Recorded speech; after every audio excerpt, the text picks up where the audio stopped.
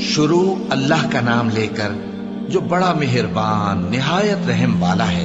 اے چادر میں لپٹنے والے، اٹھو، اب خبردار کرنے لگو اور اپنے پروردگار کی بڑائی بیان کرو، اور اپنے کپڑے پاک رکھو اور شرک کی گندگی سے تو الگ ہی رہو، اور اس نیت سے احسان نہ کرو کہ اس سے زیادہ کے خواہاں ہو، اور اپنے پروردگار کی خاطر صبر کرتے رہو۔ پھر جب سور پھونکا جائے گا تو وہ دن مشکل کا دن ہوگا، یعنی کافروں پر آسان نہ ہوگا۔